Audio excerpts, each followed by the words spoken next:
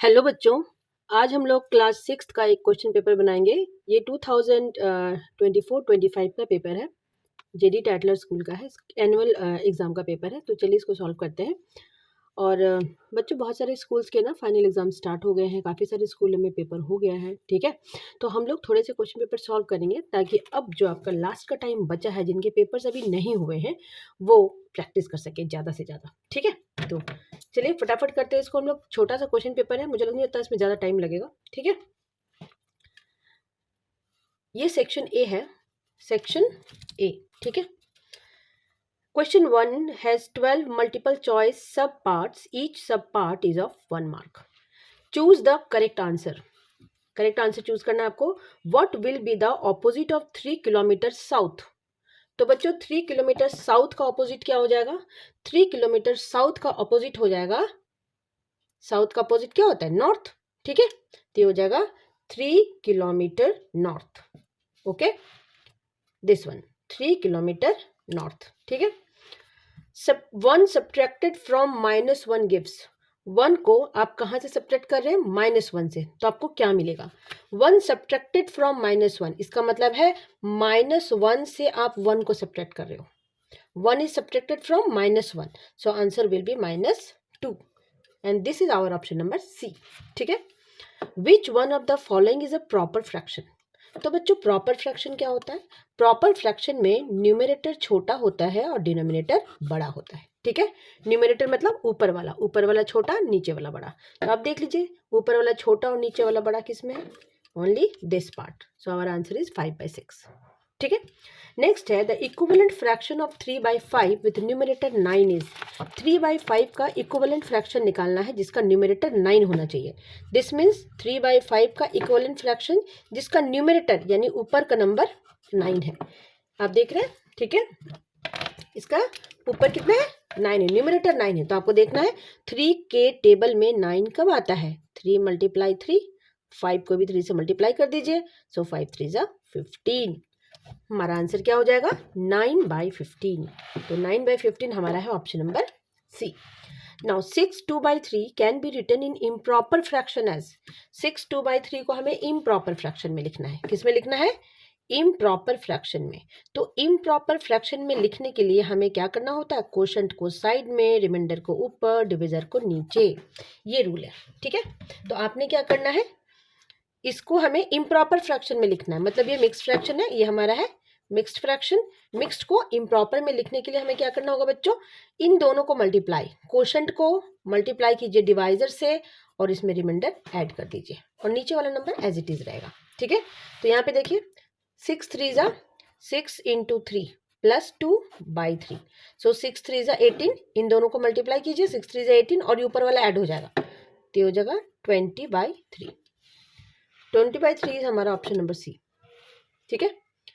Now the tally marks this represent frequency. ये tally marks में आपको पता है कि अगर 1 2 3 4 स्टैंडिंग लाइन है और 1 इसमें कट है तो दिस इज कॉल्ड 5।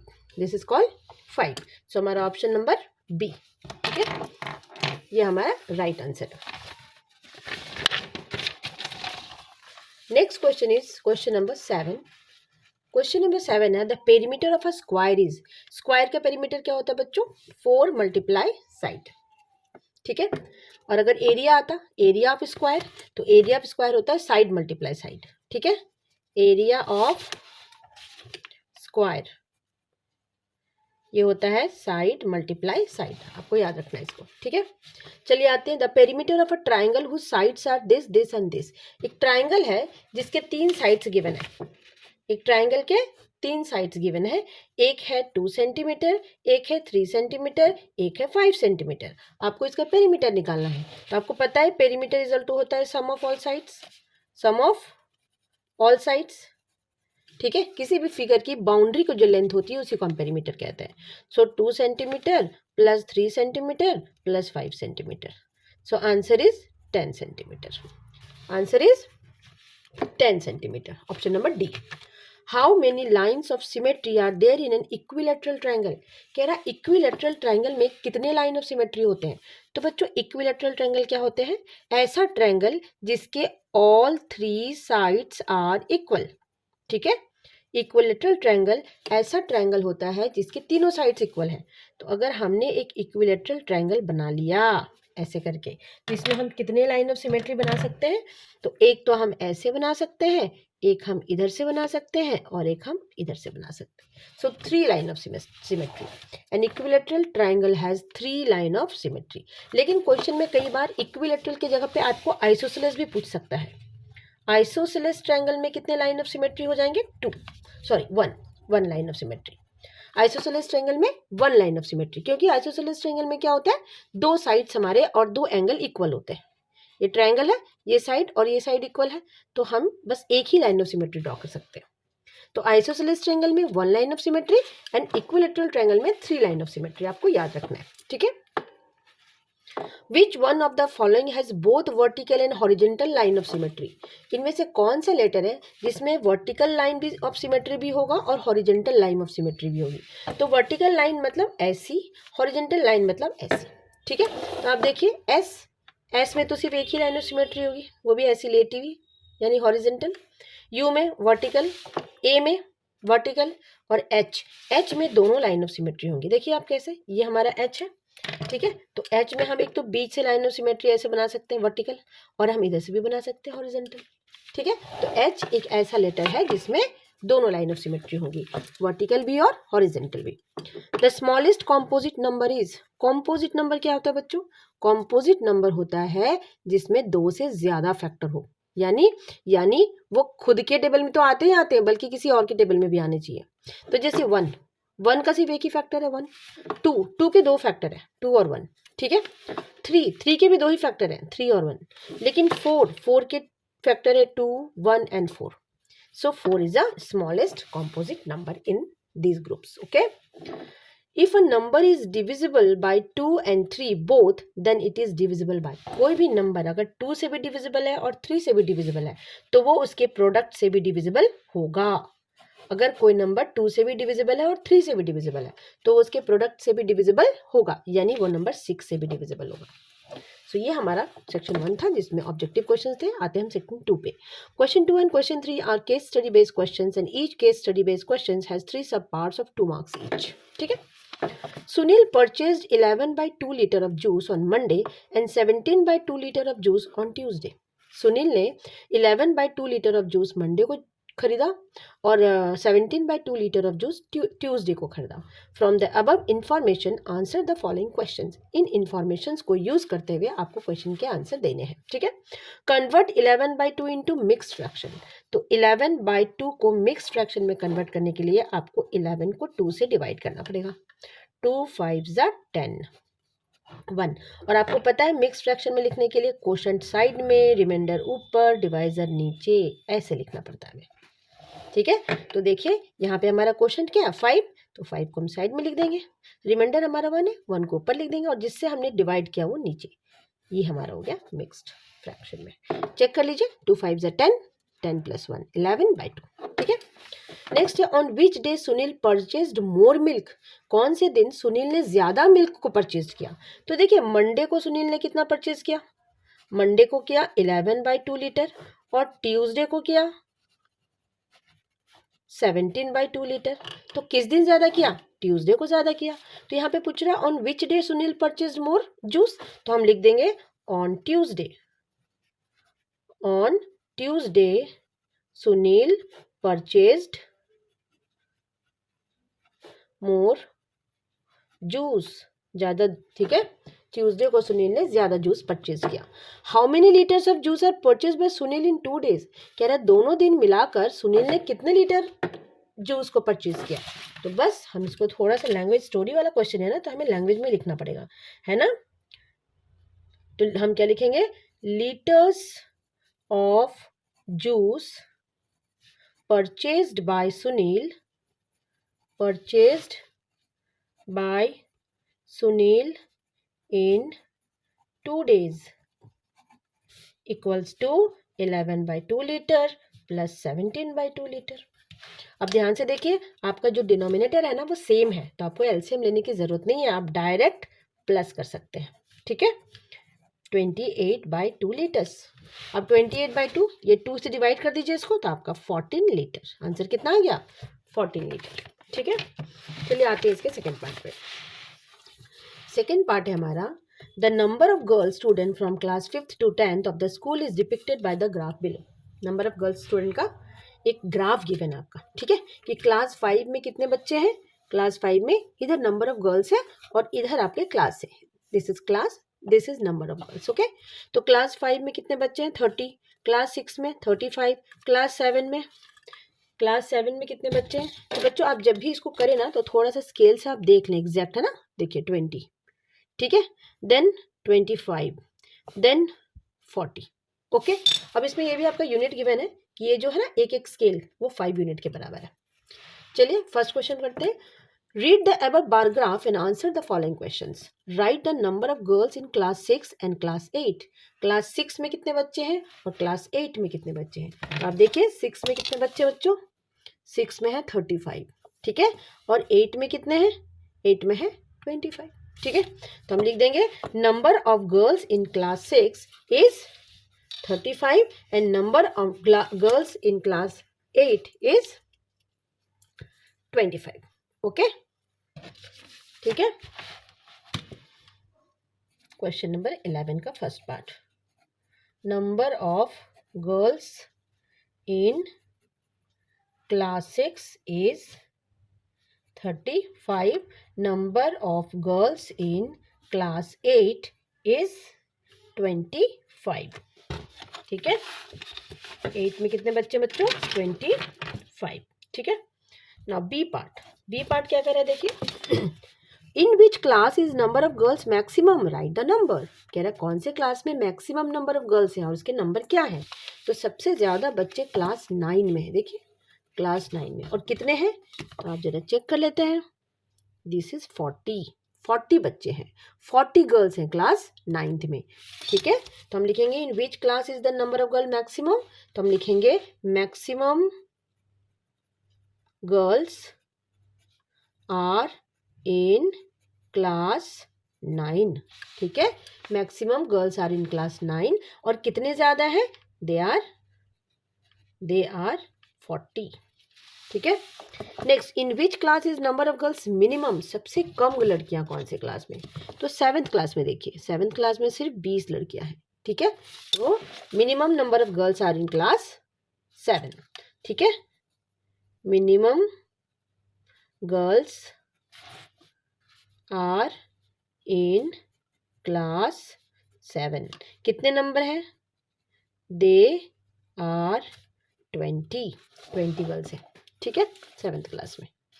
तो ये क्वेश्चन हो गया हमारा। आते हैं हमसे फोर्थ पार्ट पे। Fourth question 4 and question 5 are objective type questions, each question has 6 sub parts of 1 marks, ठीक है। चलिए इसको भी कर लेते हैं फटाफट। फर्स्ट क्वेश्चन है, a fraction whose numerator is greater than denominator is called. ऐसा फ्रैक्शन जिसका न्यूमरेटर उसके डिनोमिनेटर से बड़ा हो, यानी ऊपर का नंबर बड़ा हो और नीचे का नंबर छोटा हो। Numerator is greater than denominator is called improper fraction. इसको क्या कहते हैं बच्चों? इम्प्रॉपर फ्रैक्शन, ठीक है। अगर ये उल्टा होता, denominator is greater than numerator, तो proper fraction. Dash is neither a positive nor a negative integer, ये ना तो पॉजिटिव है और नहीं नेगेटिव होता है। जीरो ना तो पॉजिटिव होता है नहीं negative. An dash triangle has 1 line of symmetry, 1 line of symmetry कौन से ट्रायंगल में होती है बच्चों?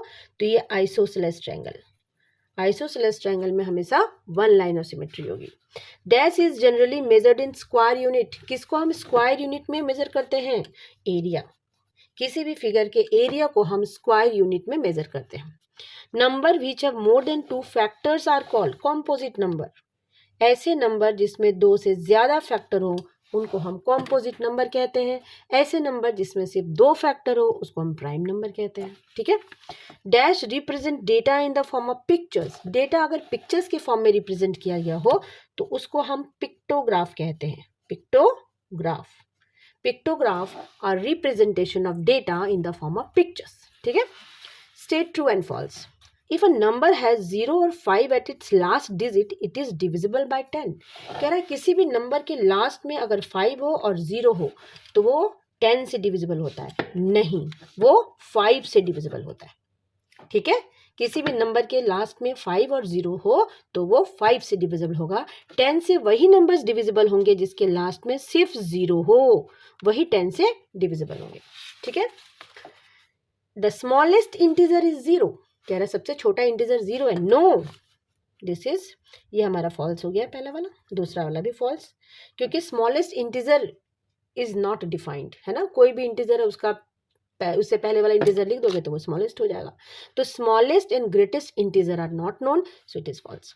The letter T has a horizontal line of symmetry, ये टी है तो टी में किस तरह का लाइन ऑफ सिमेट्री आप बनाओगे, ऐसे बनाओगे, यही बनाओगे ना। This is called vertical line of symmetry, not horizontal, so this is also false. Letter T has horizontal line of symmetry is false.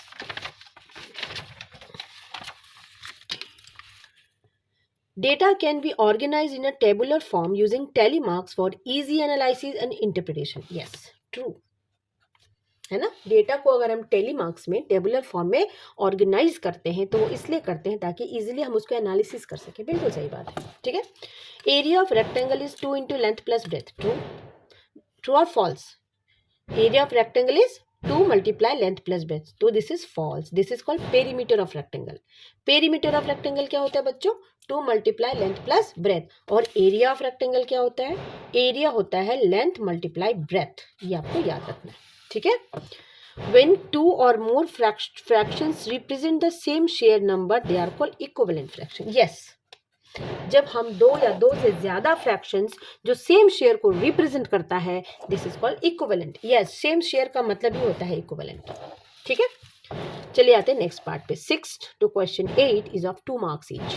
Name 2 historical building which are symmetrical in shape. कोई भी 2 historical building का आप नाम लिख दो जो symmetrical shape के हैं, तो कुछ भी आप लिख सकते हो, ताजमहल, कुतुब मीनार। ठीक है, थर्ड मल्टीपल ऑफ 5, देखिए इसको ध्यान से समझिए, बच्चे क्या करते हैं ऐसे क्वेश्चंस गलत कर देते हैं। थर्ड मल्टीपल मतलब 3, थर्ड मल्टीपल ऑफ 5 मतलब 5 3 जा।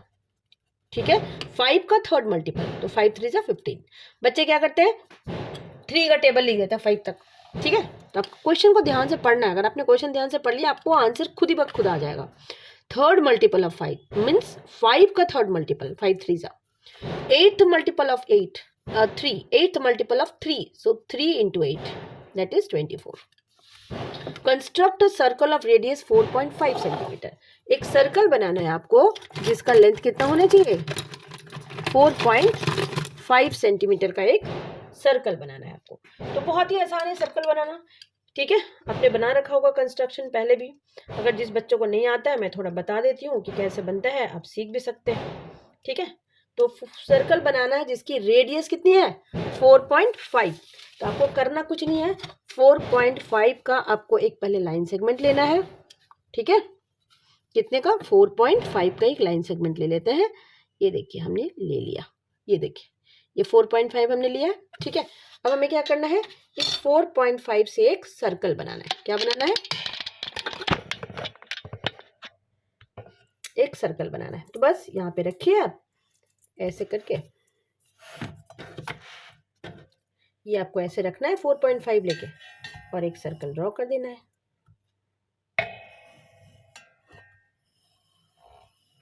ये देखिए बन गया 4.5 का एक सर्कल। 4.5 रेडियस लेना है और एक सर्कल ड्रॉ कर देना है। This is a circle of radius 4.5 centimetre. This is centre and this is radius, वो is the radius. Okay, next है आपका express 72/81 in its simplest form. 72/81 को एकदम सिंपलेस्ट फॉर्म में आपको लिखना है। सिंपलेस्ट मतलब क्या होता है बच्चों, सिंपलेस्ट मतलब होता है इसको आपको लोवेस्ट फॉर्म में लिखना है। तो 72 और 81 ये दोनों 9 के टेबल में आते हैं, तो हमने 9 से इसको डिवाइड कर दिया। 9 8 जा 9 9 जा, so answer is 8/9। Add -99 plus 200, -99 और 200 को आपको ऐड करना है। इसको ऐड करना है, आपको ऐड करना है -99 एंड 200। चलिए करते हैं, -99 प्लस 200। आपको पता है जब एक माइनस और एक प्लस होता है तो हम माइनस करते हैं और साइन बड़े नंबर का लगाते हैं। तो 200 से हमें 99 को माइनस करना है। ठीक है, ठीक है,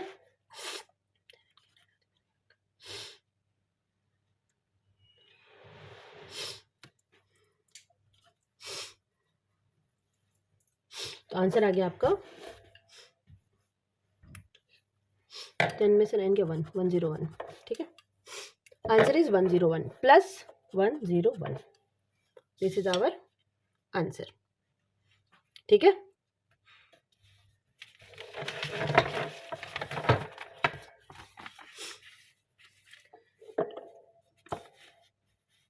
प्लस क्यों साइन हमने इसलिए दिया है क्योंकि जब एक साइन माइनस हो और एक साइन प्लस हो इंटीजर में तो हमें माइनस करना होता है और साइन बड़े नंबर का लगाना होता है। ठीक है, now question 11 and question 12 were 1 are of 3 marks each. 3 marks के क्वेश्चन सही है।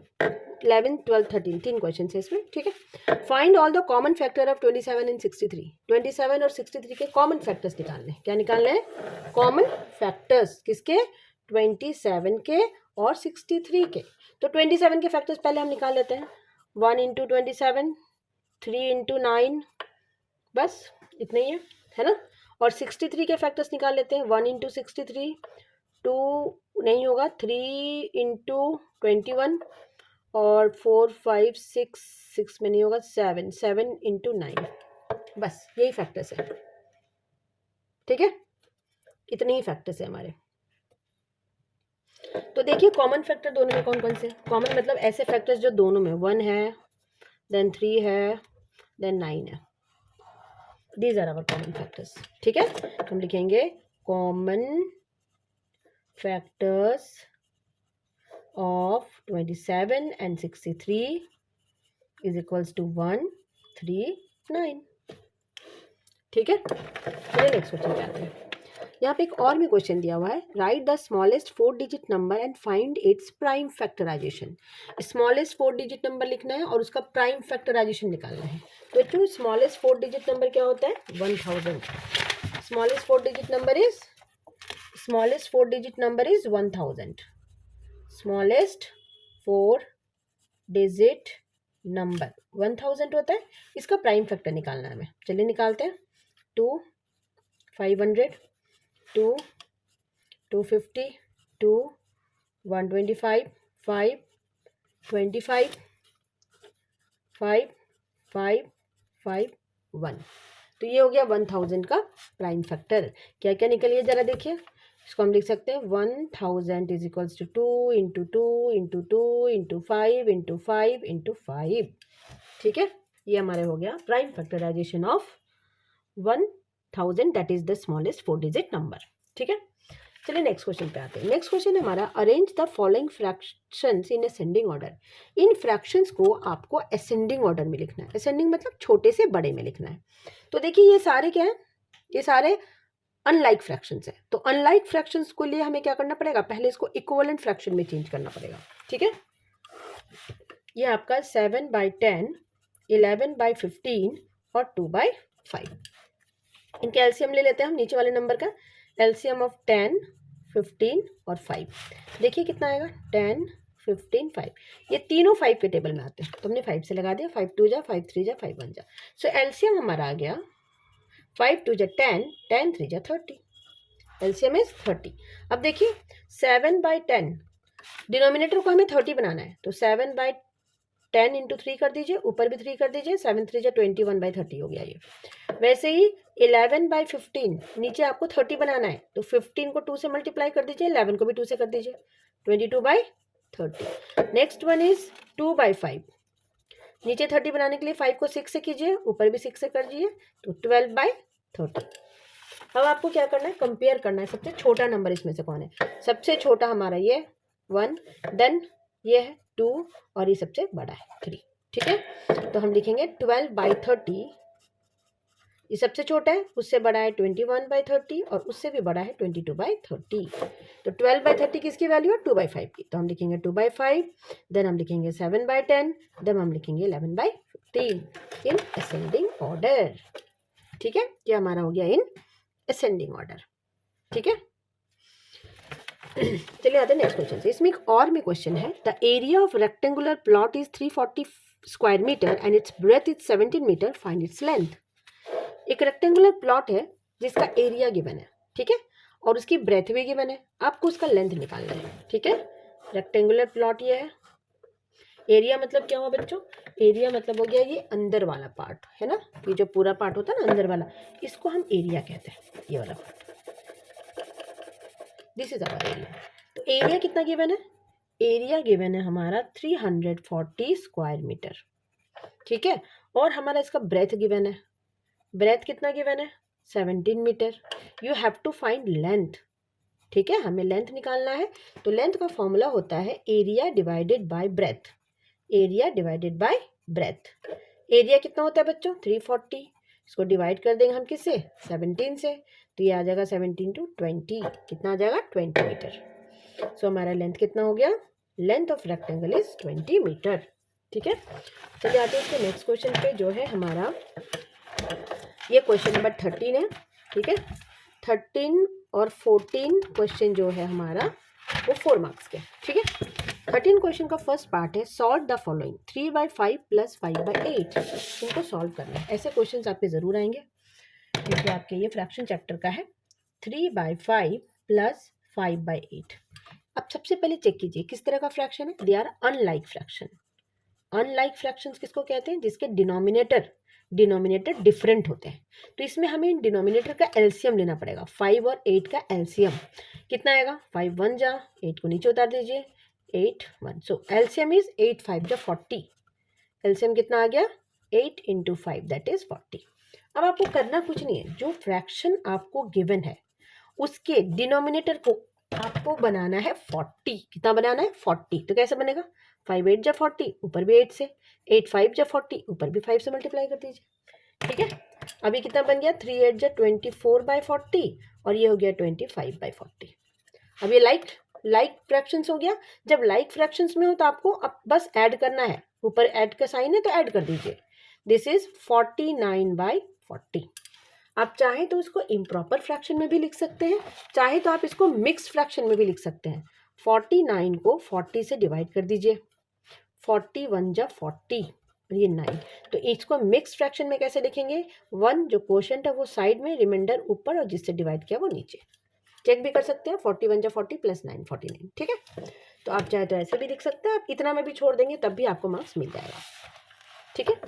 इसका सेकेंड पार्ट में क्वेश्चन और है, जो है ये देखिए 5/6 माइनस 4/9, ठीक है। इसको भी वैसे करते हैं हम, 5/6 माइनस 4/9। तो 6 और 9 का एलसीएम ले लेते हैं हम।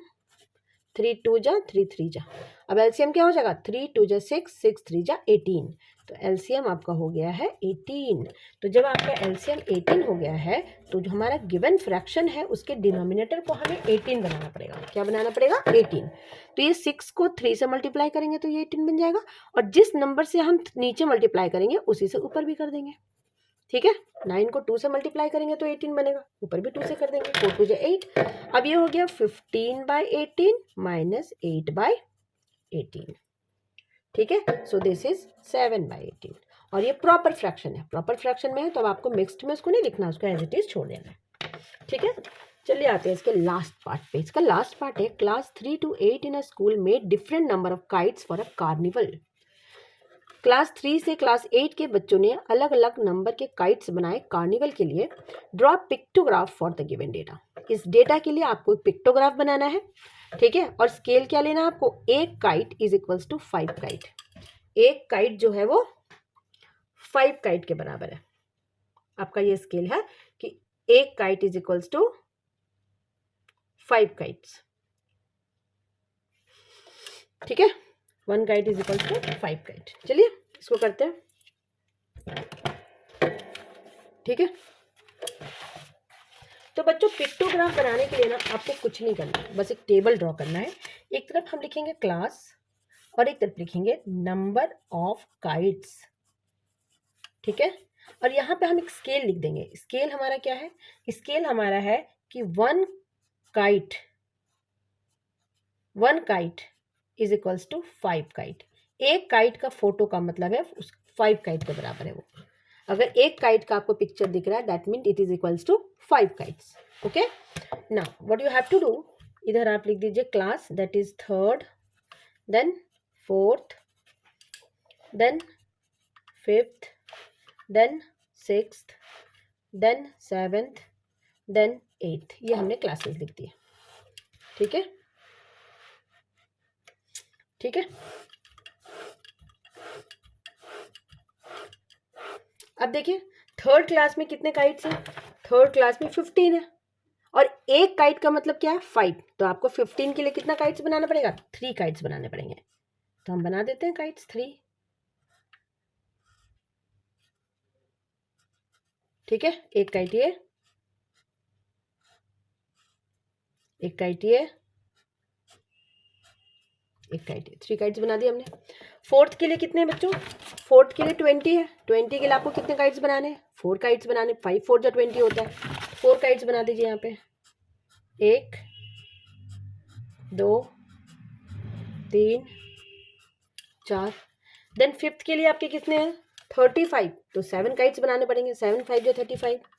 सो 1 2 3 4 5 6 7। 1 2 3 4 5 6 7। आप अच्छे से काइट बनाइएगा, मैंने तो बस आपको समझाने के लिए ए भी बना दिया बस। ठीक है, नाउ सिक्स्थ में कितने हैं? सिक्स्थ में 40 है, तो 8 काइट्स बनेगा यहाँ पे। ठीक है, इसमें आपको 8 काइट्स बनाने हैं। सेवेंथ में आपको 20 है, तो इसमें आप 4 काइट्स बनाएंगे, और क्लास 8th में आपके 25 हैं, तो आप इसमें 5 काइट्स बनाएंगे। ठीक है, तो ये आप काइट्स खुद भी ड्रॉ कर सकते हैं, तो प्लीज़ आप कर लेना। ये था हमारा एक जेडी टैटलर स्कूल का क्वेश्चन पेपर, इसी साल का, अभी आज ही पेपर हुआ इनका। ठीक है, प्रैक्टिस के लिए आप कितने भी क्वेश्चंस बनाएं, किसी भी स्कूल्स के बनाएं, आपके लिए अच्छा है। तो please do practice and get full marks. Thank you so much.